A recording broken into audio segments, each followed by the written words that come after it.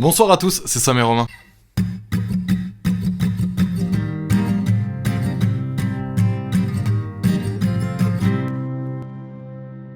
Et aujourd'hui, on va vous parler de voyager seul. Vous l'avez vu, on n'est pas tout seul, on est avec un ami à moi, Félix. Je vais te laisser te présenter juste après. Ok. Désolé, je t'ai totalement coupé. Félix, on se connaît depuis maintenant 3-4 ans. Ouais, je pense, ouais. On s'est rencontrés par l'intermédiaire de potes en commun. Exactement. Félix, vous allez le voir, a une grosse expérience de... Une grosse bite. J'ai pensé exactement la même chose. Donc Félix a une grosse expérience de voyage, et notamment de voyage seul, assez particulier en plus. Vous allez voir, ça peut être vachement intéressant, je pense, vis-à-vis de tout ce qu'on a dit déjà sur Sam et Romain, sur le voyager seul. Par rapport aux appréhensions qu'avait Romain sur le podcast et par rapport à moi, ce que je disais, je pense que t'as de la matière à apporter sur ce que nous on avait dit ou sur ce que nous on avait théorisé. Une expérience quoi. Juste avant ça, vous commencez à connaître la chanson, on va faire une petite parenthèse. Merci beaucoup des retours, on est très content du début de la saison 2. Merci à tous ceux qui nous découvrent. On espère que vous serez encore là pour l'épisode 2 et les suivants. N'hésitez pas à faire ce que vous savez faire, vous abonner, liker, partager, Mettre la petite cloche, mettre la petite cloche, 5 étoiles sur Spotify, nous ça nous aide vraiment. nous envoyer un message, envoyer à vos potes, mettre des stories, nous envoyer un petit peu d'argent, on mettra l'adresse en bas. Non mais voilà, vous l'avez compris, ça nous aide et ça nous pousse à continuer, donc merci beaucoup. On va refermer la parenthèse. Donc Félix, je sais pas trop ce que tu veux dire sur toi avant de commencer. Donc bonjour à tous, enfin tous les deux à nouveau, à tout le monde. Pour reprendre ce que disait Romain tout à l'heure, voilà, moi, on se connaît depuis 3-4 ans par le biais de potes. C'est vrai qu'on a eu l'occasion de faire pas mal de soirées ensemble, on a échangé pas mal sur les voyages ou sur notre vie. On va pas mentir, c'était plutôt sur les meufs à chaque fois. Entre autres, mais ça, bon, j'y viendrai aussi après. Il m'a proposé voilà, de venir découvrir un petit peu le podcast de l'intérieur et de raconter mes expériences voyage en solitaire, pour reprendre ce que tu disais. Donc moi, j'ai eu la chance de pouvoir voyager en vélo. Donc j'ai eu 3 expériences significatives. J'ai voyagé aussi beaucoup accompagné avec mes ex ou des copains. Mais voilà, les plus belles expériences et celles dont j'ai envie de parler aussi, de faire découvrir, c'est le voyage en vélo. Ok. Du coup, pour vous situer juste un petit peu, Félix, il est parti, il a fait plusieurs voyages à vélo, seul et accompagné, dont un, le premier, quand t'avais 19 ans. C'est ça, en 2017. Qui a duré combien de temps ? 3 mois. Voilà, 3 mois où il a fait un tour d'Europe. Exactement. À vélo. On l'a invité en fait pour qu'il nous parle de cette expérience où il a été seul pendant ce moment-là. Et puis on trouvait ça stylé parce qu'il y a plein de points d'ancrage dans ton histoire qu'on va pouvoir relier un peu avec nous, ce qu'on a déjà dit sur le podcast, voilà. Et sur des expériences qu'on a eues, que ce soit Sam ou moi. Et à côté de ça, pour toutes les personnes qui potentiellement auraient envie de partir seules et qui savent pas trop à quoi s'attendre, il va vous l'expliquer. Je vais vous parler de mon expérience, Voilà. je sais pas si je vais vous convaincre, mais en tout cas, moi je regrette absolument pas d'avoir fait ça. Sans convaincre, juste raconter en fait toutes les étapes par lesquelles t'es passé et à la limite les difficultés auxquelles t'as dû faire face. C'est un très bon début pour expliquer ce que t'as vécu, pour donner envie aux gens en fait. Okay. Du coup, pourquoi t'es là ? Alors pourquoi je suis là ? Je suis là tout simplement pour venir raconter mes expériences de voyage en solitaire. Je vais vous parler surtout de la première, la plus significative pour moi, donc un tour d'Europe en vélo que j'ai fait en 2017. Donc, j'ai pris la décision de partir faire un tour d'Europe en vélo après une année d'études un petit peu chaotique. J'étais à l'IUT à Tarbes, donc c'était la belle vie, j'étais chez mes parents, j'étais avec beaucoup de copains, les cours je m'en moquais un petit peu. Enfin, ça m'intéressait mais j'étais pas à fond dans le travail. 18 ans quoi. Ouais, c'est ça. Ouais, je pense que tout le monde a ça, un petit moment de t'arrives dans la tu sors grande du vie lycée, quoi. C'est pas la même chose, tu sors de ta chambre quoi. T'es plus indépendant, donc t'as un peu plus la belle vie, donc là c'était les sorties, les copains, les copines, les rencontres, voilà. La Dolce Vita un petit peu, et donc j'ai laissé de côté les cours, j'ai passé une très bonne année, certes, c'est vrai, mais au final, j'ai loupé mon année. Je crois que j'ai validé aucun UE, donc c'était réglé. Donc là, je me suis retrouvé en juin, après les derniers partiels, à pas savoir trop quoi faire. J'avais donc depuis quelques années l'idée de partir en voyage. Avant ça, j'avais jamais réellement voyagé avant le Tour d'Europe en vélo. J'étais parti en Espagne avec mes parents, mais bon, rien d'exceptionnel. C'est le voyage de la moitié des Français étaient déjà partis ou dans un autre pays, en Espagne. Okay, l'Espagne, c'est okay. La côte. Je suis à Barcelone. On l'a à côté, l'Espagne, nous en plus, donc voilà, on y allait tous les ans avec mes parents, mais rien d'intéressant. Et pour tous ceux qui nous demanderont, l'Andorre ça compte pas. L'Andorre ça compte pas. Et je me suis décidé, j'ai été aussi un petit peu aidé dans le sens où un pote à mes parents avait fait le tour d'Europe en vélo il y a une vingtaine d'années. Je me rappelle toute ma vie de son départ. On était petits, je me rappelle j'étais avec mes parents, il y avait ma soeur, départ pluvieux, comme le mien d'ailleurs, voilà. une coïncidence peut-être. Pluvieux, ça veut pas dire qu'il était pluvieux, c'est juste il pleuvait. Voilà. Mais je pense qu'il y a des gens qui pleuraient, des parents qui pleuraient, non enfin, Pour mon départ, ouais, c'était... Il y a maman qui pleurait. Ouais.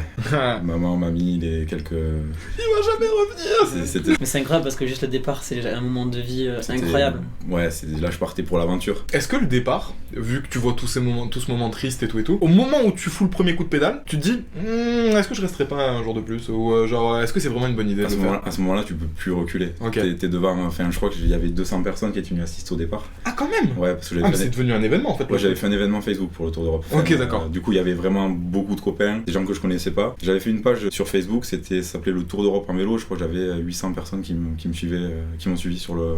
Et alors je te pose une question un petit peu d'avance, mais est-ce que le fait d'avoir organisé ça, le fait d'en avoir parlé, le fait d'avoir eu du monde qui est venu pour ton départ, pendant que t'étais en voyage, ça t'a motivé à continuer de le faire le truc, parce que peut-être que t'as eu des zones de... Alors, j'ai eu des moments de doute, mais après le voyage, moi je l'ai vraiment fait pour moi. J'étais content de pouvoir partager l'expérience sur Facebook, de poster des photos, de dire comment j'allais, etc. J'avais quand même mon portable, j'avais acheté un forfait Europe, forfait Union Européenne, donc je pouvais discuter tout le temps avec mes parents ou poster des vidéos sur Facebook. Mais je le faisais surtout pour moi le voyage. J'étais content de savoir qu'il y avait du monde qui me suivait. Mais c'est pas ça qui me motivait. Moi je m'étais fixé un but, c'était déjà de le terminer, déjà de l'organiser parce que mine de rien, je me suis préparé pendant pas mal de mois. Du moment où je l'ai décidé et jusqu'au départ, il y a eu beaucoup d'entraînement. J'ai travaillé quelques mois pour me financer aussi parce que ça a un coût, mine de rien. On se dit voyager en vélo, il faut acheter le vélo, un peu de matériel, après ça roule, mais après il y a quand même de la logistique sur place. Quand je dois à l'hôtel, je dois le payer, la bouffe, je dois la payer quasiment tout le temps aussi. J'ai pris le bateau plusieurs fois pour traverser la mer Baltique. Aussi du Danemark jusqu'en Allemagne, j'ai repris le bateau. C'est pas des coûts énormes, mais il y a des coûts. Il y a des coûts à prévoir. Tous les jours, en fait, je dois dépenser de l'argent pour activité, pas trop, parce que j'étais toute la journée sur le vélo. Le soir chez l'habitant en général, ou chez l'habitante. Mais voilà, c'était des coûts surtout liés à l'alimentaire, un petit peu pour dormir, des trucs comme ça. T'as quand même on en parlait tout à l'heure, mais quand même un point d'accroche de cette image que tu garderas toute ta vie du meilleur ami de ton père qui part faire ça, quoi. Je pense que si j'avais pas cette personne-là dans mon entourage, peut-être que je serais jamais parti. T'avais arrêté tes études, t'avais pas trop géré ton année parce que t'avais 18 ans en vrai. Parce que je m'en branlais en fait. Ouais, voilà. T'as vu le pote de ton père partir quand t'étais plus jeune. Pourquoi le vélo ? Genre, pourquoi tu t'es dit, là c'est le moment de partir seul pendant 3 mois et d'aller faire un tour d'Europe ? Pourquoi t'as eu besoin de te prouver quelque chose ? Ou est-ce que t'as eu besoin de te prouver quelque chose en fait ? Mais bien sûr. Moi je suis parti en vélo parce que j'ai toujours fait du vélo depuis tout petit. J'ai fait quelques compètes de VTT. J'ai toujours aimé faire du vélo. Et si je suis parti, c'était pour le défi physique, pour me retrouver avec moi-même, voir si j'étais capable de faire ça pendant 3 mois tout seul. Le défi humain aussi, rencontrer du monde. Le défi mental, ça revient au défi physique, mais c'était me prouver physiquement et mentalement que j'étais capable de faire... sur le papier, j'avais prévu de faire 10 000 km. J'ai fait 9000 je pense, sur 80 jours, donc j'avais une grosse moyenne journalière, on va dire autour de 120 km par jour. Avec un vélo chargé comme j'avais à l'époque, c'était pas mal. Puis j'étais pas perdu dans ma vie à ce moment-là, parce que moi j'ai toujours été bien avec moi-même. Je savais que le Tour d'Europe allait beaucoup m'apporter. Inconsciemment, je me suis lancé aussi pour ça, parce que j'avais un peu laissé tomber les études à ce moment-là, j'en avais marre. Et je savais que si je coupais faire vraiment une année de césure avec quelque chose, un gros projet, je savais qu'après, au retour, j'allais repartir sur une bonne base. En plus, tu l'as dit, t'es parti équipé. J'imagine bien que quelqu'un qui part pour faire 3 mois de vélo, il a un vélo chargé. Il a pas pris de boîte de conserve, quoi. Exactement. Et une gourde. T'as eu vraiment des moments, des fois, de difficulté, parce que t'as pas parlé du parcours que t'as fait, t'as dit un tour d'Europe, ça peut être très vague. Ouais. Est-ce que t'as eu des moments dans ton parcours à certains endroits où tu te dis putain mais qu'est-ce que je branle ici, quoi. Le point que je voulais aborder, il était juste un petit peu plus tôt. Quand j'avais 19 ans, moi mes parents ils m'auraient pas du tout soutenu. Et j'aurais eu vachement pas de problèmes familiaux, mais je sais pas comment ça s'est passé. Toi je sais que t'as bossé pendant 1 an, je sais pas s'ils t'ont soutenu un peu financièrement tes parents quand même pendant le voyage. Moi je vais voir mon père à 19 ans et je lui dis bon écoute, les études j'y arrive pas, j'ai besoin de me retrouver seul, je sais pas ou quoi. Il m'aurait dit vas-y, mais démerde-toi. Okay. Mon père n'est pas méchant, on s'entend très bien, ma mère pareil, tout le monde s'entend très bien. C'est juste qu'il y avait ce côté, moi mes parents ils voulaient que j'ai un diplôme. Parce qu'ils voulaient que j'ai un parachute, parce qu'ils voulaient que si dans la vie j'ai envie de faire n'importe quoi et que ça se passe mal, je puisse me raccrocher à quelque chose. Et pour ça, je trouve toujours qu'ils ont raison. Mais à 19 ans, si je leur avais dit ça, ils m'auraient dit non, en fait frère, tu vas faire tes études. Et si tu veux pas faire tes études, tu te démerdes solo. Nous, on va pas te payer tes délires. Et ça, je le comprenais, et en même temps, je suis hyper fan que toi, tes parents étaient soutenus. Ouais. Après, comme tous parents, ils veulent tous qu'on réussisse. Ouais. Là, ils m'ont aidé parce qu'ils trouvaient le projet sympa, qu'un pote avait fait la même chose. Ils savaient très bien que si je partais, c'était pas une année perdue, parce qu'au final, le fait d'avoir marqué, parce que je le marque sur mon CV, le fait d'avoir marqué Tour d'Europe en solitaire en vélo telle année, Je suis rentré dans certaines boîtes parce qu'il y avait des responsables qui aimaient voyager. Ils ont vu ça, ils ont accroché de suite. Bon, il y a la personnalité aussi qui a fait que... Ou surtout même, ils doivent voir à l'âge que tu avais au moment où tu l'as fait. Ouais, 19 ans, c'est jeune. En entretien d'embauche, tu cherches au-delà d'une compétence, dans certains cas où tu veux vraiment une compétence précise et tu t'en fous du mec. En règle générale, en plus, toi, t'as fait des études de commerce. Tu cherches une personne, en fait. Tu cherches une personnalité, quelqu'un. Si le mec, il sait pas te vendre ce que tu vas devoir vendre, on va lui montrer. Mais la personne que t'as en face, c'est...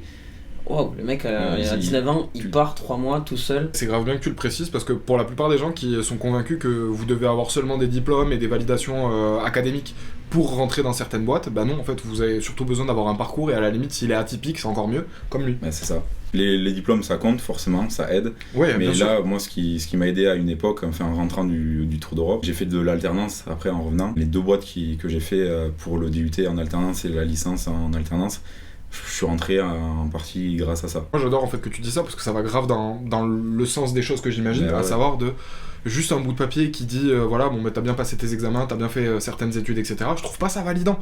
En revanche, avoir des expériences de ce genre, au moins tu te dis, bon, le gars il a un mental. Déjà, ça c'est sûr, sur la durée on peut le garder, il est à l'aise d'être seul, même s'il doute, etc., il va quand même au bout des choses. Et ça c'est hyper rassurant en fait d'avoir des profils comme le tien. Et du coup, pour potentiellement les personnes qui ont, je sais pas, entre 18 et 20 ans et tout, et qui se disent, bah là en ce moment je fais rien de ma vie, je fais pas d'études, tout le monde autour de moi fait des études, je suis une grosse merde, bah non. Genre, si vous faites ce genre de choses, ou si vos vies vous les passez à faire des trucs comme celui-là, c'est hyper intéressant aussi. Oui, il faut que ça en vaille la peine. Enfin, faire une année de césure, c'est bien, mais si t'as quelque chose derrière, si tu pars à l'étranger, ou si tu fais des stages, ou si tu fais une VAE, c'est une validation des acquis professionnels. Dans une boîte à l'étranger, ou peu importe. Mais voilà, il faut qu'il y ait un projet derrière. Enfin, moi, l'année de césure, quand j'en parle, on me dit, ouais, enfin, t'es un branleur, mais après, quand j'explique pourquoi j'ai fait l'année de césure, là, on me dit, bah ok, bravo. C'était quoi la question que t'avais posée juste avant ? Moi, c'était plutôt dans le truc, bon, t'as pas forcément expliqué le tour d'Europe que t'as fait parce que moi je le trouve incroyable. Mais on va y venir. T'as fait vraiment une boucle de A à Z, il est rentré dans son patelin. Nous on était rentré dans le détail auparavant, mais ouais. T'as quand même fait un beau tour d'Europe, t'as vu des paysages incroyables, j'imagine. Mais du coup, t'as pas eu des moments vraiment de putain, j'en peux plus quoi, mon vélo il est lourd, j'en chie, ça fait 3 jours que je suis dans un col en train d'en chier quoi. En même temps, sur 3 mois, c'est obligé qu'on ait des problématiques. Moi, frère, la première heure, j'aurais dit est-ce que je rentre pas chez moi là ? Après, l'avantage que j'avais, ça j'en ai pas parlé, mais j'étais accompagné par un pote à moi jusqu'en Italie. Ça, on l'avait abordé. Mais ouais, j'étais accompagné quasiment 2 premières semaines. On a roulé ensemble jusqu'à Venise. De base, il voulait venir avec moi plus loin, mais je lui ai dit non, non. C'est pas un non méchant, voilà, c'était mon projet. Le fait d'être accompagné au début, peut-être que moi ça m'a rassuré aussi au final. Tu vois, tu commences à camper. Il y a quelqu'un qui te tient par la main un petit peu pour le début. Et puis lui aussi, il était habitué. Il avait déjà l'expérience d'avoir fait pas en vélo, mais d'avoir fait des treks un peu, partir avec son sac à dos en montagne, ou voilà, il avait déjà fait quelques pays à l'étranger. Mais d'un côté, ça me rassurait moi, ça rassurait mes proches. Et puis vu que je m'entendais bien avec lui, même si c'est pas mon meilleur pote, on a fait 2 semaines. C'était une expérience complètement différente les 2 premières semaines avec lui et après les 2 mois et demi sans lui. Je pense que ça m'a aussi permis de pouvoir finir le Tour d'Europe. Mais est-ce que tu penses que tu aurais réussi à partir s'il avait pas été là ? Moi, le projet il était validé depuis quelques mois, donc c'était sûr que j'allais partir. Et je pense que c'était un petit bonus de l'avoir rencontré, d'avoir discuté de ça avec lui quelques mois avant le départ. Et c'est pour ça que moi j'ai dit allez vas-y, on le fait, on peut partir ensemble, ça me dérange pas. Okay. Au contraire. Donc on a fait les 2 premières semaines ensemble. Et du coup t'as eu vraiment des moments où tu t'es pas dit genre je rentre ? Et fait un coup du sort, ou je sais pas, mes premiers jours où je suis parti seul, où lui est resté à Venise et est rentré en avion, au bout de quelques heures, j'ai fait la plus grosse chute du Tour d'Europe, enfin du Tour. Alors tu t'es éclaté ? Je me suis vautré salement. C'était sur du plat, mais ça arrivait souvent que je me trompe de route, parce que j'avais pas le portable tout le temps sous les yeux. Et donc pour ressortir d'une 2 fois 2 voies, pas une autoroute, mais bon, enfin c'était bizarre. Je me suis lancé et il y avait un vieux rail sur la route. Et j'ai voulu le sauter. Quand t'as un VTT de 10 kg, ça va, mais quand t'as un 40 kg, c'est impossible. Donc j'ai voulu le sauter, j'ai pas décollé du tout. La roue du avant est tombée dans le rail. Et du coup, j'ai fait, je sais pas trop comment je suis tombé, je me rappelle plus. Ça allait trop vite, c'était fou. T'as pété ton vélo ? J'ai pété deux sacoches et moi je me suis ouvert tout le côté et j'ai glissé en fait sur la route parce que j'allais un peu vite. Et là du coup tu te dis quoi ? Donc avec les voitures qui arrivent, je me suis dépêché de prendre le vélo, de le passer par-dessus la barrière de sécurité, ramasser une sacoche qui s'était ouverte. Gros coup de stress sur le moment. Ensuite j'ai réparé vite fait comme j'ai pu derrière la bande d'arrêt d'urgence, enfin derrière la barrière. J'ai pu repartir, je suis sorti de là et puis je suis arrivé dans un petit village, je me suis posé, toute la pression qui redescend. Je me suis soigné tout seul, que j'étais ouvert sur la fesse. Du coup, j'avais déchiré mon cuissard, mon maillot, un petit peu désinfectant, 4 bandages et voilà. Déjà, partir seul, enfin au bout de... Là, j'étais vraiment seul, du coup, c'était vraiment le nouveau Tour d'Europe qui commençait. Mais déjà, ça met un coup. Ouais. Le début de ton départ, déjà, t'es blessé. C'est-à-dire, il y a l'univers, il te dit, pars pas seul, frère. C'est ça. Après, le moment de rentrer. J'ai pas douté à ce moment-là parce que je me suis dit, bon, une chute des chutes, je savais que j'allais en faire, c'est pas grave. Elle était quand même belle chute. Quand je me suis posé après, quelques kilomètres plus loin dans un village, de suite j'ai appelé ma mère. Ben voilà, en fait, j'allais te dire que c'est marrant que t'aies pas eu une réaction enfantine, alors qu'en fait, si. J'ai eu une réaction enfantine. Je me rappelle, putain, j'étais parti en. Mais c'est trop. C'est tellement difficile de faire un lien avec nos expériences parce que toi, ça a rien à voir, mais je me rappelle, j'étais parti en colo en Espagne. Bref, il y a un épisode où je m'éclate la gueule, mais vraiment, je me fais trop mal à la jambe, je cours, je me tape un truc, je me fais vraiment mal. À ce moment-là, dès que j'ai eu mal, je me suis dit, putain, je veux rentrer. Genre, ma première pensée, c'est je veux rentrer chez moi, laissez-moi tranquille. Même aujourd'hui, tu en as 25 ans, enfin 25, 23 pour moi. On est quand même des semi-adultes, tu dois grandir parce qu'il faut grandir, mais en même temps, t'as pas envie de grandir parce que c'est chiant, enfin en tout cas, c'est mon cas. Putain, quand il m'arrive une merde, mon premier réflexe, c'est j'ai envie d'appeler mes parents. Quoi. Ah putain, moi aussi, mais encore aujourd'hui, hein. Pareil. Dès que j'ai besoin d'un conseil ou quoi, c'est mon daron. Ah, mais oui, de suite. Alors que bon, des fois, tu te dis, ouais, moi je suis indépendant, mais en fait, pas du tout, quoi. J'ai quand même cette notion de me dire, putain, tant qu'ils sont là, autant profiter de leur expérience, quoi. C'est-à-dire qu'un jour, ils seront plus là, hein, comme la plupart des parents. Et ce jour-là, on va vraiment regretter certaines conversations qu'on n'a pas pu avoir avec eux. Et moi, je suis content de me sentir encore enfant de temps en temps et de devoir demander des choses à mon père et que mon père il me donne les réponses. La seule différence au rapport où quand on était enfant, je trouve, par rapport à ça, moi j'ai moins tendance à les écouter. Quand j'étais plus petit, ils me disaient un truc, je le prenais vraiment pour parole sacrée. Maintenant que j'ai 25 ans, j'ai une discussion avec eux, je l'étudie un peu sous un angle de bon, est-ce qu'il a vraiment raison. Après, c'est les différences maintenant, on parle pas du tout de ça, c'est pas le sujet de la conversation. Ouais, mais c'est bien d'en parler aussi. Ouais. Du coup, là, pas de moment de dire, ok, je rentre, ta maman qui te rassure et tu repars. Quoi. Après, moi j'ai eu au téléphone, forcément elle s'inquiète un peu. Bon, après, Ma mère, elle aurait pleuré, elle m'a dit, je te prends un billet d'avion. Tu minimises aussi le truc, j'imagine. Obligé, parce que ma mère, enfin, moi j'ai une relation hyper fusionnelle, très très proche de ma mère. Elle me met sur un piédestal. Il fallait que je la protège quand même à ce moment-là. Je lui dis, bon, je suis tombé, voilà, c'est. T'es le seul fils ? Enfin, t'es le seul enfant ? J'ai une petite sœur. Okay. Elle a 1 an de moins, enfin. Mais c'est pas la même relation. Les relations mère-fils et mère-fille sont pas pareilles. Tu vois, moi, actuellement, après mes études, je suis revenu chez mes parents. Enfin, il y a un an, je suis revenu chez mes parents. Je pouvais revenir chez mes parents parce que je m'entends hyper bien avec eux, même avec mon père. Bon, après, là, c'est pesant, j'ai 25 ans, il faut que je me retrouve en appart. Enfin, voilà, mais ouais, non, moi, très très bonne relation avec ma mère. Donc, sur le moment, je l'ai protégée, mais j'ai quand même eu ce besoin, voilà, de l'appeler.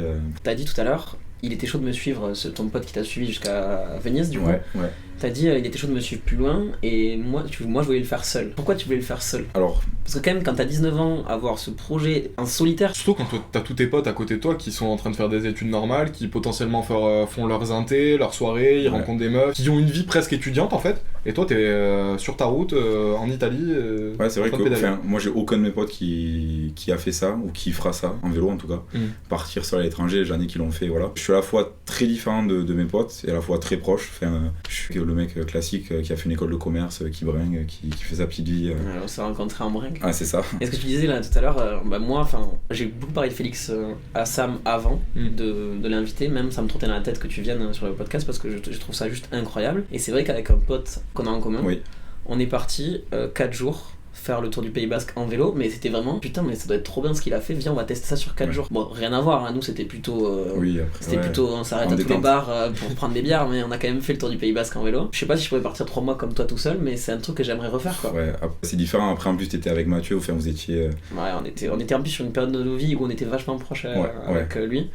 Ce qui est toujours vrai, mais bon, voilà, les fois la vie fait que tu t'écartes de certaines personnes, Enfin, ouais, partir à 2 ou seul, c'est incomparable au final. Et pour revenir à ce que tu disais tout à l'heure, ce que tu me disais, pourquoi je suis parti seul, surtout. Qu'est-ce qui m'a... Pourquoi le truc seul ? Pourquoi je suis parti seul, c'était vraiment pour avoir l'opportunité de me retrouver, parce que en 19 ans, je m'étais jamais réellement retrouvé seul. Là, j'allais vraiment m'y confronter, j'avais pas le choix, parce que quand je me suis retrouvé, par exemple, je suis allé jusqu'en Turquie, je suis allé jusqu'en Suède, j'ai fait toute l'Europe de l'Est. Une fois là-bas, je pouvais pas me dire, bon, j'abandonne le Tour d'Europe, je rentre en avion. Il fallait aller jusqu'au bout du projet. Okay. Et puis voilà, moi si j'étais parti, c'était vraiment pour réfléchir sur ma vie à ce moment-là où j'en avais un peu marre de certaines choses, enfin des études surtout. Mais bon, j'avais quand même envie de faire des études supérieures pour avoir un diplôme correct. Cette contradiction, elle est chez tout le monde, elle est présente, c'est incroyable. Ouais. Mais je me dis, enfin c'est pas un pétage de plomb, parce que ça quand même, sur le moment, au moment où j'ai pris la décision, peut-être j'ai pris la décision un peu sur un coup de tête, même si c'était plus ou moins réfléchi. Mais après, vraiment en avançant dans le projet, j'ai vu que ça allait être compliqué, et je me suis dit, bon, mais là au moins je vais me retrouver, et je vais pas lâcher prise, quoi. Parce que tu vois la différence, ce truc de vouloir te retrouver. Bon, moi j'ai fait Porto, enfin vous l'avez vu dans le vlog, c'était aussi un peu l'idée. Et ça a marché. Genre t'as des trucs où tu t'es dit putain. Quand tu passes 8-10 heures sur le vélo tout seul tous les jours, tu es obligé de parler avec toi-même. Ouais. Des fois, bon, mais qu'est-ce que tu te racontes? Des trucs pas intéressants forcément. des fois bon, c'est quand t'es tout seul que ça va pas, t'essayes de penser à des moments drôles avec que t'as passé avec tes potes. Des fois tu réfléchis à ce que tu vas faire en rentrant. Ouais, moi c'est ça. Quand je passe un mauvais moment, je réfléchis. Je me dis toujours ce soir quand j'arrive, je fais ça. Bon, toi c'était pas pareil, toi c'était plutôt ce soir dans 2 mois quand j'arrive, je fais ça. Je réfléchissais sur le court terme, c'est-à-dire par exemple le matin quand je me réveillais, bon, je déjeunais, je pliais ma tente, mes affaires et puis je commençais à pédaler. Et je savais pas du tout où j'allais dormir le soir. Et donc ça, j'y réfléchissais quand je pédalais. Ah, je pensais que t'avais genre C'est hyper intéressant ça. Que tu partais en mode ok, j'arrive dans cette ville-là, et dans cette ville-là, j'essaie de... Plus ou moins, tu sais, j'essayais de regarder à 50 km. L'itinéraire, moi, en vrai.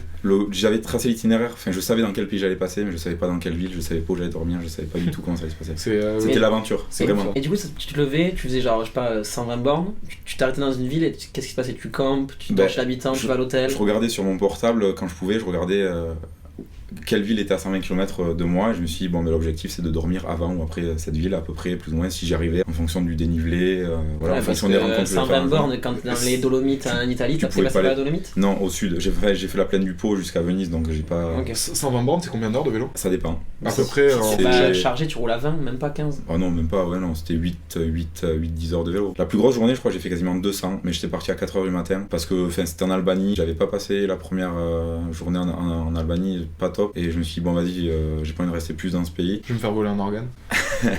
je me suis dit vas-y, je suis parti 4h du matin à la frontale et j'ai fait quasiment 200 km jusqu'en Grèce. Et du coup de 4h du matin à quelle heure? Je suis arrivé le soir, quoi, fin d'après-midi. D'ailleurs, très bonne remarque le truc sur la vol d'organes, tu t'es senti des fois en insécurité? Ah ouais, de ouf. Moi c'est ça, tu vois, un des gros points négatifs, tu vois, je t'ai parlé un peu que je vais partir en Australie. J'ai un peu peur de ce sentiment d'insécurité que je pourrais ressentir. Ça, forcément T'as peur des gens? Des gens méchants, ouais. Et ouais, mais comment tu le vois en vrai, tu le sens. Comment ton œil d'étranger, tu vois, parce que t'arrives sur un territoire qui est inconnu, moi déjà, juste le fait d'être à vélo sur un territoire qui n'est pas le mien, même pas, j'étais en Thaïlande, avec des potes, on était en tant que touriste, on avait des sous dans les poches, on était bien et tout, pourtant on avait peur. C'est normal, c'est l'inconnu. Déjà Sam il dit sur un vélo sur mon territoire, j'ai jamais vu Sam sur un vélo à part ça. Ouais, c'est vrai.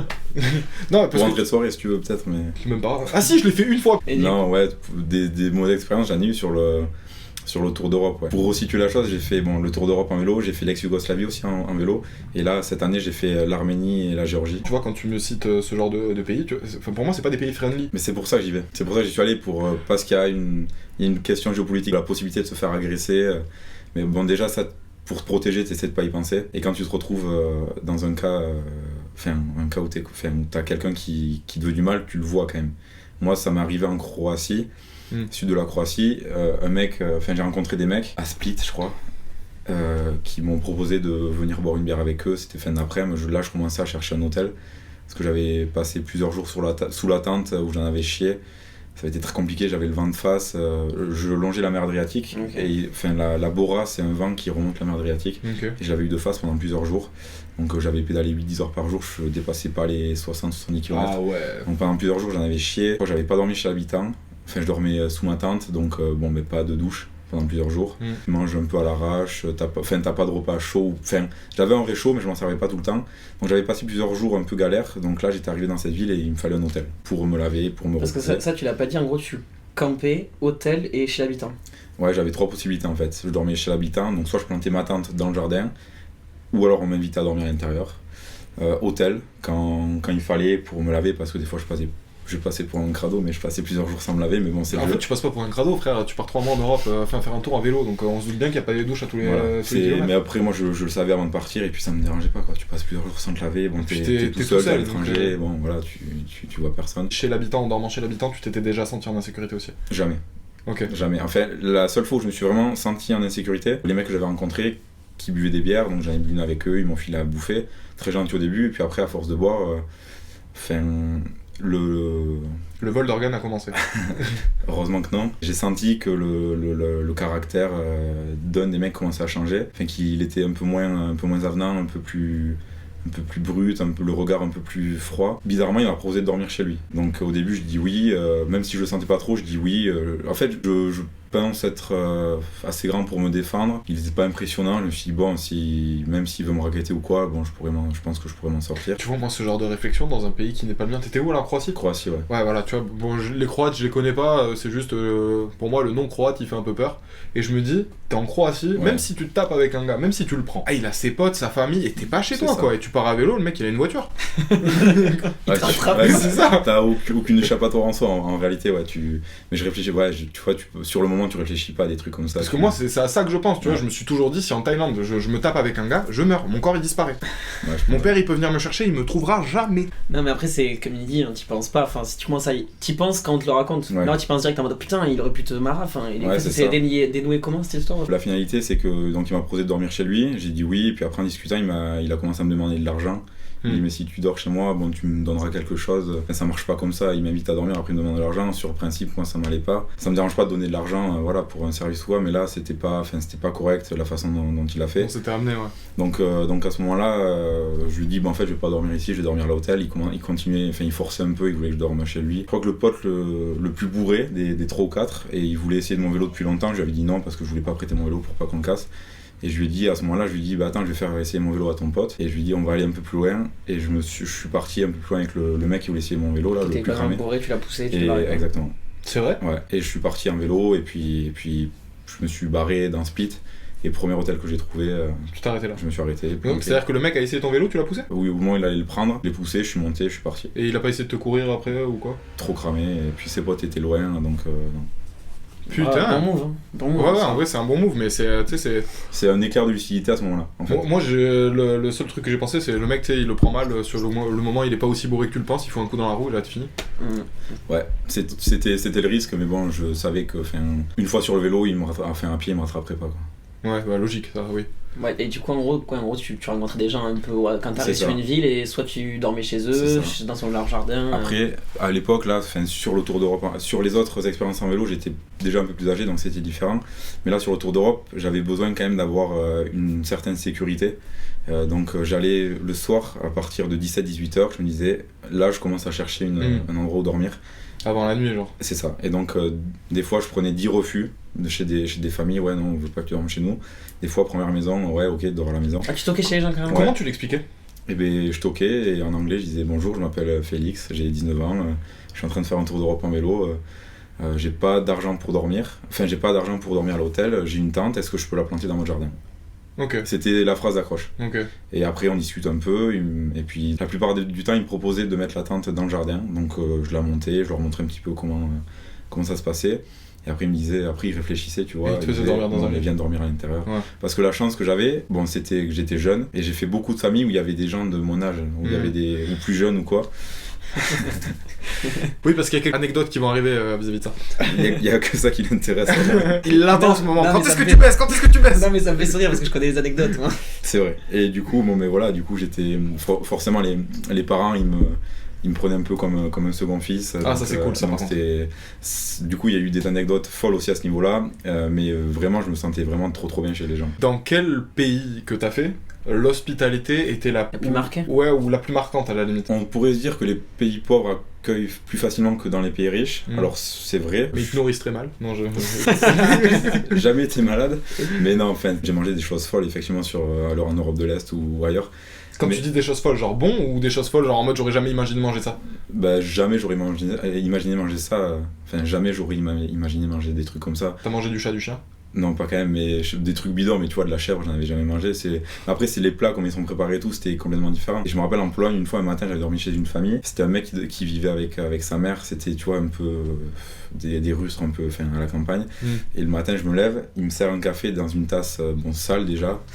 En vrai, quand tu fais plus attention. Tu fais plus attention à rien. Par exemple, pendant plusieurs jours, j'avais acheté du pain et je trouvais qu'il avait un goût bizarre. Je le mangeais, et au bout de 2-3 jours, je le retourne. Il était bleu-gris, il avait pourri. Mais je te jure que quand t'es dans des situations comme ça, tu tu peux manger n'importe quoi, tu fais plus gaffe à rien. Mais c'est surtout que c'est une belle preuve de notre côté très métropolitain confort en France, à savoir tu vas jeter un truc dès qu'il a un petit pet ou quoi, alors qu'en vrai ton estomac, frère, il supporte. Ah, je te Très bien. Ouais, après, c'est ça. Là, le système immunitaire, il a travaillé comme il faut. J'ai eu de la chance, je suis jamais tombé malade.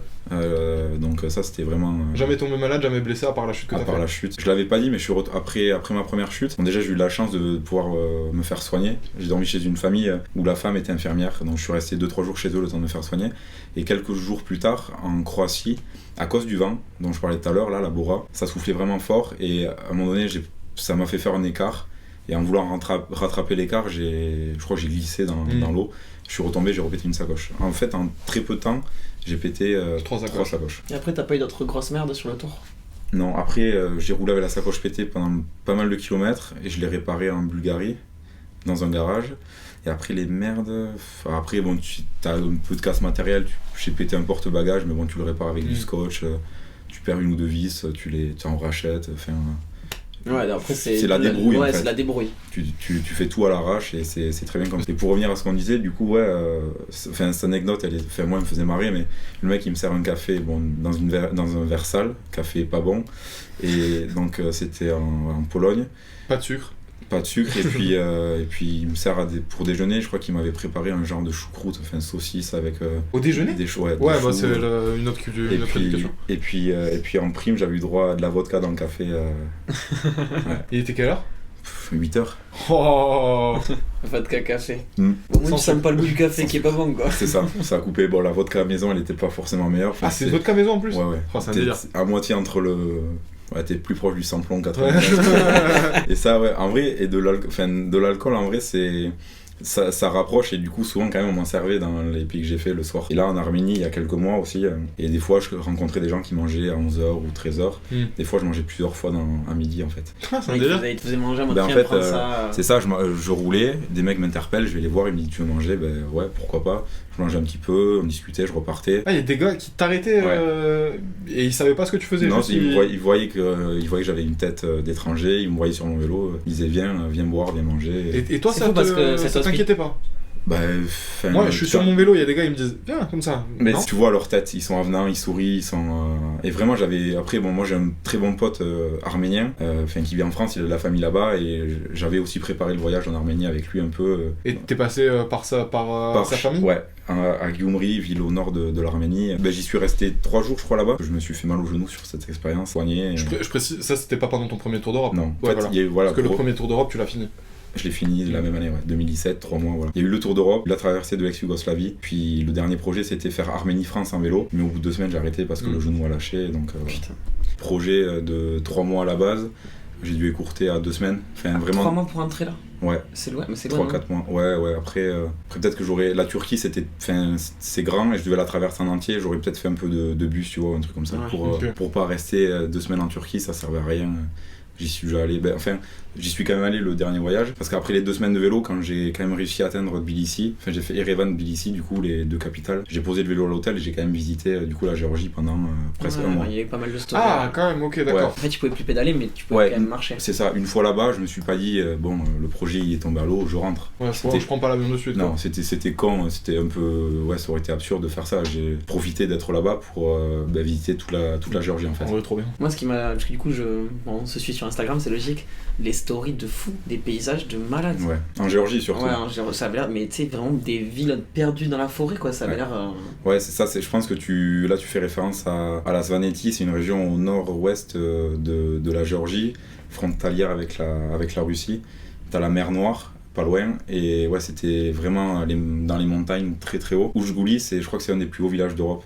Ah ouais, en tout cas, les paysages... Je suis allé me perdre là-haut, c'était fabuleux. J'avais rencontré une Française avec qui j'ai voyagé un peu là-bas. C'est vraiment bien entendu, on s'est rencontrés à l'hôtel. Vous êtes restés un moment ensemble? On est restés entre 1 semaine et 2 semaines. Okay. Parce qu'après, on a fait donc la Svaneti ensemble. Ça doit faire un bien fou à ce moment-là de rencontrer quelqu'un qui parle ta langue. Ouais, c'est toujours bien. Et pour revenir au Tour d'Europe, en 2017, tu vois, quand j'étais en Bulgarie, je m'y attendais pas du tout, mais les gens parlent un peu français en Bulgarie et Roumanie. Ouais.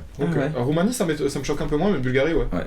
Ouais, moi aussi ça m'a surpris sur le moment, mais ça parle un peu français, donc c'était un peu plus simple. Cool, ouais, pour à échanger c'était débrouiller. sympa. Je reviens en Géorgie, donc voilà, j'ai passé 2 semaines cool avec elle. Une question qui était récurrente, on me demandait si je bossais sur place, si je roulais, si je m'arrêtais bosser quelque part pour refinancer le voyage et si je repartais. Et c'est le cas? Jamais. Okay. Non, j'avais tout financé avant de partir, pour être tranquille à ce moment-là. Ouais, parce que déjà c'est dur si tu dois t'arrêter, trouver du taf, logement et tout, enfin galère quoi. Ouais, c'est ça. Ça aurait duré beaucoup plus longtemps quoi. Ouais. Là, je pouvais doubler les 3 mois, sur le Tour d'Europe en tout cas, ouais. Et du coup, quand tu rentres en France, il y a quoi qui a changé? Parce que t'es parti seul pour te retrouver toi-même, mais t'as forcément des... En soi, t'es parti 3 mois. 3 mois, ouais. Donc en vrai, ça, tu sais, tu retrouves pas tes potes avec de la barbe, mais qui va se marier. 3 mois, c'est long, il se passe des choses quand même à notre arrivée. Ouais, oui, après, comme tu dis, et 3 mois, c'est à la fois beaucoup et pas beaucoup, il n'y avait pas eu d'énormes changements. Donc le retour a été... forcément, c'est la première expérience, donc c'était la première fois que j'avais un retour comme ça après quelques mois de voyage. C'était à la fois bizarre, ça m'a fait du bien de finir aussi. Enfin, du moment où je suis arrivé en France, depuis la Belgique, le fait d'arriver en France, ça a été un soulagement, même si j'étais dans les Ardennes, c'est quand même à peut-être 1000 ou 1200 km d'ici. Dormir chez l'habitant en France, facile ou... Ouais, je crois que j'ai dormi tous les jours chez l'habitant en France. Ah ouais? Ouais. Putain, j'avais pas du tout cette image. Moi si. Par rapport à un Français qui fait un truc à vélo et dans la France profonde, tu vois, à Toulouse, je me dis, je sais pas, tu vas en campagne ou dans des trucs comme ça, tu tombes quand même sur des gens qui sont plus hospitaliers. Tu tombes sur des gens hyper chelous. Mais en même temps, il y a des gens qui sont très cool. Après, tu vois, c'était quand je demandais à dormir chez l'habitant. Puis il était français, quoi.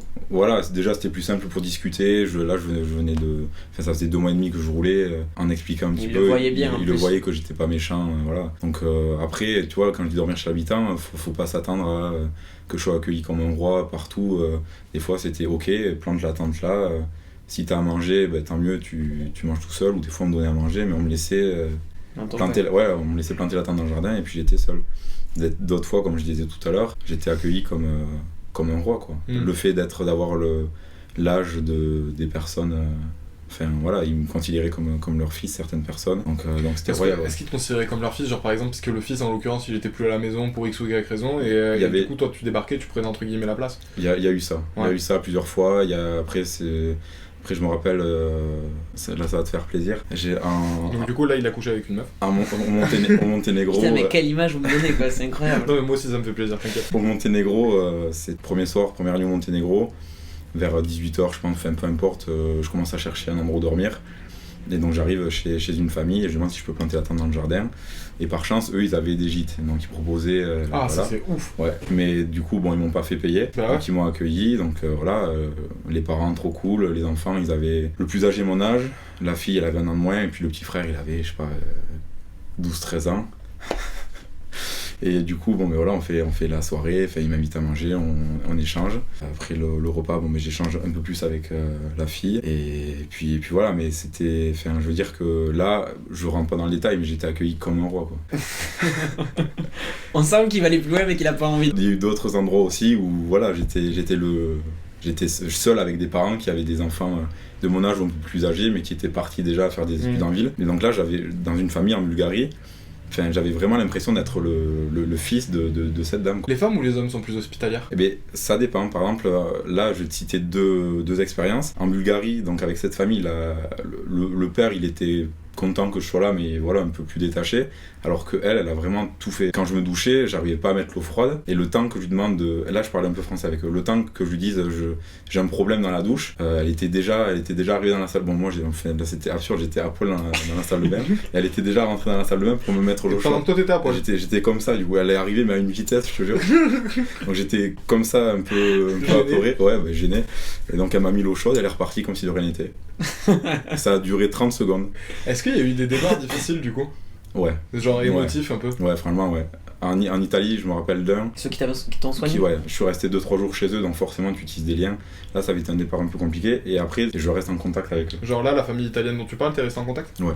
Ok. Des fois on échange. Je veux juste relever un truc, c'est que là, tu vois, tu me dis que tu parles encore avec la famille italienne, faut quand même remettre dans le contexte que tout ça, c'était il y a 6 ans. C'était il y a 6 ans. Donc du coup, que tu parles encore avec cette famille, je trouve que ça... C'est fou, ouais. En Serbie, Moi, je peux pas, c'est incomparable. J'ai eu tellement d'expériences différentes avec des gens différents que j'ai kiffé tous ces moments-là de partage. Mais je me rappelle d'un soir en Serbie où, bon, comme souvent, pas d'internet, je venais de faire une grosse journée avec passage d'un call. Je me suis arrêté chez une famille et là j'ai passé, je pense, c'est ce qui m'a le plus marqué, je pense, dans mon voyage en vélo. Pourquoi ? Je sais pas, pour plusieurs choses, c'est que la fille était super jolie, la bouffe était grave bonne. Exactement. C'est vrai ? Il y avait ça, il y avait donc les petits, c'était chez les grands-parents qui vivaient en montagne. Les petites filles vivaient avec la mère dans la ville un peu plus bas. Et bon, moi je suis resté avec eux en montagne. Bon, déjà eux ils avaient des champs de framboises, du coup j'ai bossé avec le grand-père jusqu'à tard pour l'aider à ramasser. Après j'ai pu donc échanger avec eux, ils m'ont fait manger, je sais pas, c'était le cadre, je suis allé traire une vache avec la grand-mère, plein de petits trucs qui ont fait que c'était une expérience spéciale. J'ai dormi avec le grand-père aussi, par exemple. Dans le lit on était 2 canapés face à face et on a dormi ensemble dans le salon parce que je sais pas, je pense qu'il voulait pas que je dorme avec la petite fille qui avait mon âge. Ouais. Elle a dormi avec la grand-mère et puis moi j'ai dormi avec le grand-père. Mais tu vois, c'était pas, il me voyait pas comme quelqu'un de malveillant ou quoi. Mais, mais un garçon et une fille dans un lit. Bon. Ouais, voilà. Et du coup, je me rappellerai toute ma vie que de ces gens, de ce monsieur, de cette dame qui avait l'âge de mes grands-parents.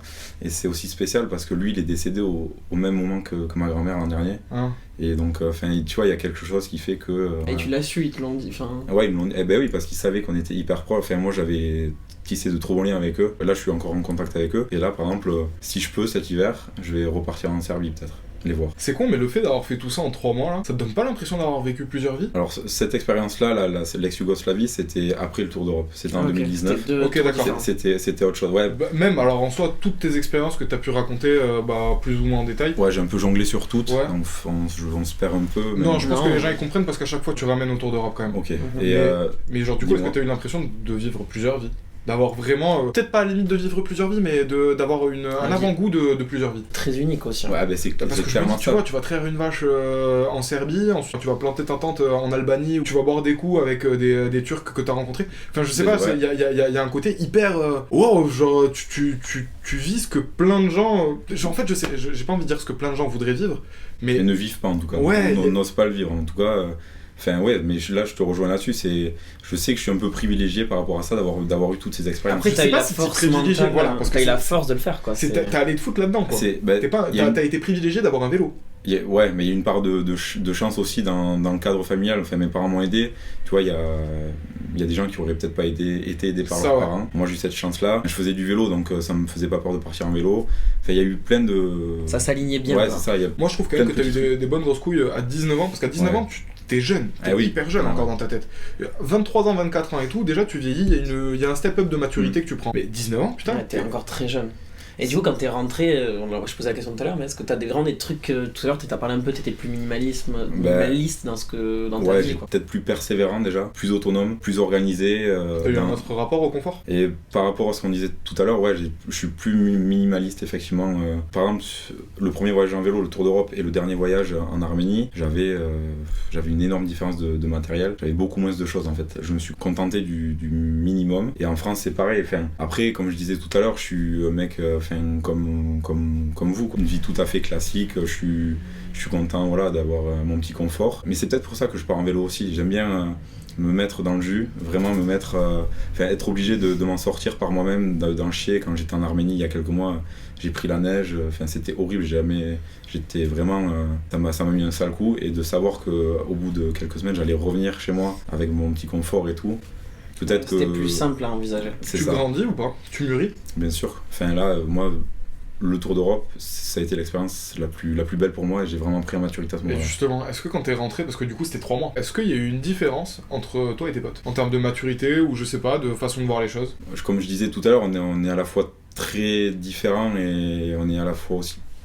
on se ressemble sur plein de choses. Je ramène pas tout au Tour d'Europe, à cette expérience-là, donc je le garde au fond de moi. Je pense pas à ça. Par rapport à la vision de la vie qu'avaient tes potes au même âge, est-ce que toi, en rentrant de ce voyage, tu t'es dit, visiblement, je vois plus les choses de la même manière ? J'avais peut-être je prenais les choses avec plus de recul. Avant le Tour d'Europe, j'avais presque honte d'aller manger tout seul au restaurant. Le regard des gens, pour moi, ça comptait beaucoup. Mais après cette expérience-là, j'étais vraiment plus détaché, je prenais les choses avec plus de légèreté, plus de recul. Ça m'a permis de reprendre mes études et d'être plus carré aussi dans mes études et de pouvoir poursuivre mes études jusqu'au bout. Ça, c'est hyper intéressant, tu vois, ce que tu racontes, parce que moi, je me suis rendu compte, bon, du coup, quand j'ai arrêté mes études, parce que si t'écoutes les podcasts, mon parcours étudiant, il est un peu chaotique. Ouais, j'ai vu. Voilà, et en fait, je me suis rendu compte vraiment à la fin de mes études que de 18 à 20 ans, j'aurais dû bosser, faire des choses, en tout cas pas continuer. Genre, les études, ça aurait dû venir après parce que j'avais besoin d'avoir une expérience pour me rendre compte à quel point j'avais besoin des études. À quel point c'était un confort de pouvoir en faire et le métier ensuite dans lequel j'allais rentrer. Du coup, ça valide ce que je dis, hein, genre, si vous voulez faire des études mais que vous n'avez pas envie d'en faire, et ben faites d'abord d'autres trucs avant et peut-être que vous aurez envie d'en faire après. Une année de césure, c'est très bien s'il y a un projet derrière, s'il y a un objectif carré derrière. Ouais, moi j'ai un peu la même vision des choses que Félix. Et t'as aimé être seul ? Eh ben, en vrai oui, parce que sinon je serais pas reparti en vélo seul, ça me plaisait vraiment. Ben, en fait ça me permet d'aller vers les gens ou que les gens viennent plus facilement vers toi. Parce que j'ai voyagé beaucoup, mais je suis parti une seule fois seul sans vélo, c'était très bien mais c'est pas pareil. Les gens ils ont pas la même accroche avec toi, le vélo c'est vraiment... vecteur, enfin ça amène quelque chose, tu vois. C'était pas pour le côté solitaire que t'es parti. J'aime bien être seul, tout ça, mais aller me taper 3 mois à vélo, à la limite me dire 3 mois en voiture, ou même 3 mois en bateau, ou 3 mois en kayak, enfin peu importe le moyen de transport. Moi si je me vois être seul, c'est quelque part, mais statique. C'est-à-dire que je vais rester dans la ville, je vais bouger dans la ville évidemment, je vais marcher, je vais me balader, tout ça et tout, je vais faire plein de choses seul, mais aller faire, me mettre en danger. Ouais, je vois ce que tu veux dire, mais c'est pas des conditions dures en soi, parce que bon... T'as ton vélo, tu sais très bien que tu peux te faire aider par des gens, t'as tout ce qu'il faut pour dormir, manger, t'as de quoi aussi boire. Beaucoup campé, j'imagine. J'ai campé, ouais, enfin sur toutes les expériences que j'ai eues, ouais, j'ai quand même fait pas mal de camping, mais j'ai aussi beaucoup dormi chez l'habitant. Et en fait, je sais que quand je pars seul en vélo, en fait, je suis jamais seul, parce que je rencontre toujours des gens. Et puis même, t'as le privilège en vrai de te dire que t'es un Européen qui a pas une vie qui a des parents qui peuvent l'aider. Ouais. Donc si vraiment c'est la merde, à le moment est-ce que tu peux me prendre un billet d'avion quoi. Ouais, c'est ce qui s'est passé sur mon dernier voyage. J'ai dû arrêter. J'ai quand même profité sur place parce que j'en avais la possibilité, mais je suis rentré en avion et le vélo en soute de la même façon. Ça doit quand même rassurer sur un voyage, le fait de te dire bon j'ai un backup plan, j'ai une porte de secours. C'est ça. Je vais pas mourir sur la route. Non, je sais que en fait je me dis dans la tête qu'il peut rien m'arriver, même si c'est des pays un peu pas touristiques quoi. C'est des pays, moi j'aime aller vers ces pays là parce que voilà, on croise peu de touristes entre guillemets. Là, je préfère me retrouver avec des gens, des locaux, des gens vrais quoi. Une question qu'on s'est posée avec Sam dans un des épisodes, notamment sur être seul. Est-ce que toi t'aimes être seul en France? Genre du coup, pas sur ton vélo à l'autre bout du monde. C'est là où je suis contradictoire dans mes propos. J'aime être seul en voyage à vélo à l'étranger, dans des pays qui craignent un peu pour rencontrer du monde. Mais à l'inverse de ça, en France, j'ai jamais vécu seul encore. Et c'est contradictoire avec ce que je fais à côté. Mais t'as déjà vécu seul. J'appréhende. Pendant 3 mois. Mais c'est pas pareil. Mais comme il disait, tu es en train de rencontrer des gens tous les jours. Oui, mais le fait de me retrouver seul chez moi le soir, je crois que j'appréhende encore un petit peu, tu vois. C'est marrant. Se retrouver solo, je trouve que c'est... Après, ce qui est ouf, c'est qu'on a tous une approche vachement différente de cette notion de solitude, d'être seul. Toi, t'aimes être tout seul dans ton appart, mais pas forcément faire ça. Toi, au contraire, justement, c'est exactement l'inverse de ça. Voyager seul, ça me plairait, mais vraiment cet effort physique, cette contrainte un petit peu du vélo, parce que je trouve que c'est une contrainte pour moi. Ça me bien voyager en avion. Ah bah moi, frère, je peux faire le taxi, le bus et le tuk-tuk. Dans certains voyages que j'ai fait, j'étais très content aussi de voyager en bus, en taxi. Et du coup, qu'est-ce que t'appréhendes en fait là, être seul, à te retrouver seul le soir? C'est quoi C'est de m'ennuyer. Je pense peut-être qu'il y a l'ennui. Ah mais des fois c'est horrible, hein. T'es chez toi, là t'es devant ta télé, t'es là putain, je fais rien quoi, c'est chiant. Moi je me rappelle quand j'étais en coloc avec mon meilleur pote là, quand j'étais en licence ici à Toulouse, quand lui fréquentait déjà une fille et moi j'étais célibataire et je voyais pas des gens tous les soirs. Quand je me retrouvais seul le soir à l'appart, c'était dur quoi. Bah c'est Romain. Moi ça commence à aller beaucoup mieux sur cette notion. Non mais c'est pour ça que j'ai dit c'était. Bah c'est pas forcément tout le temps vrai, il y a des moments où, je sais pas, le week-end dernier j'ai vraiment passé 2 jours tout seul comme un rat dans mon appart. Pourquoi comme un rat? Moi j'avais l'image du rat, mais autant des fois je kiffe. Je me sens mal, je regarde tout après-midi une série, je vais me sentir mal, tu vois, de fou. Bah, tu te sens mal parce que tu te dis j'ai rien fait de constructif. C'est un truc de constructif. Ouais mais en même temps j'ai pas envie des fois. T'as qu'à faire le montage du podcast frère, vas-y s'il te plaît. Entre le moment où t'es parti et le moment où t'es revenu, que la France t'a paru un peu étrangère ou au contraire encore plus mère patrie, tu vois? Bonne question. Comment dire? Alors c'est vrai qu'il y a une différence folle entre la France et tous les pays que j'ai visités forcément parce que c'était des pays pas sous-développés mais bon... En développement. on va dire ça. Et donc forcément il y avait une grosse Non, différence. c'est pas vrai en plus, la Croatie c'est pas sous-développé Non. du tout. Non, mais après tu compares avec l'Albanie ou l'Arménie, c'est Ouais, t'as ça, quand même. oui. Enfin, Franchement, quand je voyais ces stories, quand tu te retrouves avec des vaches sur l'autoroute ou des calèches ou des trucs comme des ça. fois, enfin, tu dormais dans des familles, c'est- ça va l'air d'être un peu des cahutes, quoi. Ouais, je dormais avec des familles très pauvres et pourtant ils m'ont tout offert. Ça, c'est un truc de fou. Et pour comparer à la France, en France, bon, j'ai été bien accueilli quand j'ai fait le tour d'Europe. Dans les pays pauvres que j'ai traversés, j'étais 1000 fois mieux accueilli, quoi. En plus, on s'en rend pas compte parce que moi, c'est quelque chose que j'ai jamais vécu. Mais est-ce Déjà, que quand c'est tu- surtout, je te est-ce que connais et c'est tu quelque le chose que tu ferais? Genre toi, tu vois, t'as ta vie de français, c'est-à-dire que Bah, typiquement, non. on Mais sait même- bien, mais là il y a un mec qui vient sonner chez moi et qui me dit est-ce que je peux dormir chez toi? Non frère. Maintenant, oui. Maintenant, tu le ferais, peut-être, vu que tu as eu l'expérience. De partir, moi. Non, d'accueillir quelqu'un qui voyage en vélo ou un Mais backpack. tu vois, comme tu dis, c'est simple parce Toi, que t'as tu le le ferais vecteur. Moi, je l'ai déjà fait. Ok. J'ai accueilli un Américain et puis un Français qui les deux faisaient du bikepacking et j'ai accueilli les deux chez moi. Mais tu vois, quand il dit le vélo est vecteur, s'il a son vélo, bon, voilà, j'ai un jardin, je m'en fous, tu vois. Mais tu vois, un mec qui a juste un petit sac à dos, je trouve ça chelou, quoi, peut-être. Pour conclure, j'ai juste une dernière question. C'est un truc que t'as envie de refaire maintenant? Mais il l'a déjà refait. Je l'ai Refait en solo, réellement pendant un tour de quelque chose, tout seul. Alors, j'ai des projets en tête, mais bon, pour l'instant, là, je viens de finir mes études, je bosse, je suis bien là où je suis. Mais ouais, je vais repartir en vélo, c'est sûr. Je vais repartir aussi avec des potes ou je sais pas, si je rencontre une fille, je repartirai avec elle parce que j'aime bien voyager accompagné. Moi, ça m'a beaucoup apporté vraiment sur le plan professionnel, sur le plan humain, mental, physique. Enfin, maintenant, je sais de quoi je suis capable et je peux montrer aux autres aussi que je suis capable de faire des choses grandes. Et pour revenir à ce que tu disais, moi je vais forcément repartir en voyage parce que j'adore ça. Je vais repartir en vélo. Parce que t'adores ça aussi. Ouais, parce que j'aime ça. Enfin là, tu vois, j'ai fait l'Arménie, la Géorgie. Mais de base, enfin là, c'est le Sud-Caucase, entre la mer Noire et la mer Caspienne. Mais de base, je devais aller au nord du Caucase, en Tchétchénie, au Daghestan, enfin des républiques fédératives russes. Mais il y a eu la guerre entre la Russie et l'Ukraine. Ouais, donc Donc, enfin. pour l'instant entendu. Pour moi, enfin pour ma sécurité et puis surtout pour protéger ma mère surtout qui s'inquiétait par rapport à ça, j'ai dit Arménie, Géorgie, ça sera très bien pour cette fois. Ouais. Mais l'été prochain, c'est sûr, je vais partir en Tchétchénie, qui fait un pays encore une fois géopolitiquement intéressant. Parce que voilà, on l'a pas précisé, enfin tu l'as pas trop dit, mais il est très intéressé par la géopolitique. Ouais. Enfin moi j'ai fait une école de commerce, mais à côté de ça, ouais, j'adore la géopolitique, donc. Ne jugez pas, chacun son kiff. J'aime la bringue, j'aime les filles aussi, comme Oui, ces deux messieurs, mais on a voilà. juste des intérêts, enfin tout le monde a Voilà. ses trucs. Des pays qui sortent un peu de l'ordinaire, c'est ce qui me motive. En vélo, en tout cas, c'est ce que j'aime. En tout cas, merci Félix. C'est trop cool parce que ce que t'as partagé, Non, c'est vraiment. Enfin, moi je trouve ça incroyable.